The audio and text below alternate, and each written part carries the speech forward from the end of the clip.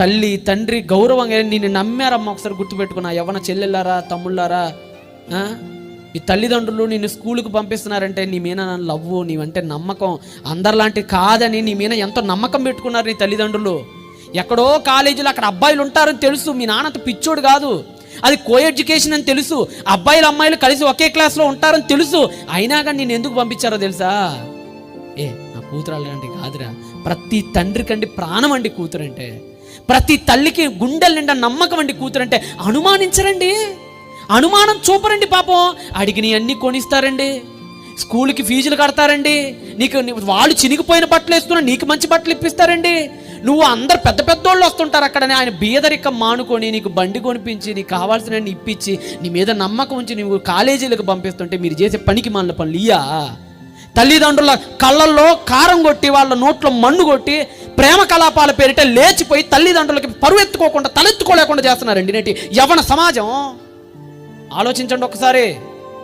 దేవుడు మెచ్చడట్టే అట్టి విశ్వాసాన్ని దేవుడు మెచ్చడు, ఖచ్చితంగా తీర్పు తీరుస్తాడు అట్లాంటి పిల్లలకి దేవుడు. మీ తల్లిదండ్రుల పరువును ఒకసారి జ్ఞాపకం చేసుకోండి, సమాజంలో వాళ్ళకున్న మంచి పేరును జ్ఞాపకం చేసుకోండి, వాళ్ళ కడుపు కొట్టకండి ఎప్పుడైనా. ఇస్సాకు అదే మనకు నేర్పించాడు. అరే నా తండ్రికి మంచి పేరుందిరా, నా తండ్రికి ఒక పరువు కలిగినోడరా నా తండ్రికి అపకీర్తి తెచ్చే పని నేను చేయకూడదురా అని చచ్చిపోవటానికి సిద్ధపడ్డాడండి. ఆ 10 ఏళ్ల పిల్లాడండి, చచ్చిపోవటానికి సిద్ధపడ్డాడండి,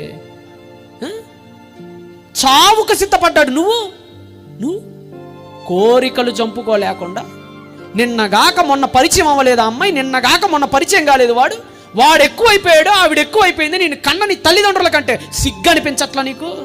కనీసం సెన్స్ పని చేయట్లా నీకు ఈరోజు యవ్వన తరమా? ఒకసారి మీరు ఆలోచించండి. దీనికి గల కారణం కూడా ఒకటే, ఏంటో తెలుసా? తల్లిదండ్రులు పిల్లలతో టయాన్ని చాలామంది స్పెండ్ చేయట్లా. మీరు కూడా ఉన్నారేమో చూసుకోండి. మీ పిల్లల్ని ప్రేమగా దగ్గరకు తీసుకోండి. మీ పిల్లలు ఎలా బ్రతుకుతున్నారు ఒకసారి ఆలోచించండి. వాళ్ళ యోగక్షేమాలు చూడండి. వాళ్ళ గురించి చూస్తామంటే చినిగిపోయిన బట్ట వేసుకున్నాడా, పెన్ను ఉంది, ఇవి కాదు చూస్తాం. వాళ్ళ అంతర్లీనత ఎలా ఉందో, వాళ్ళు మనసులో ఎలాగ ఉన్నారో ఒకసారి మీరు ఆలోచించండి.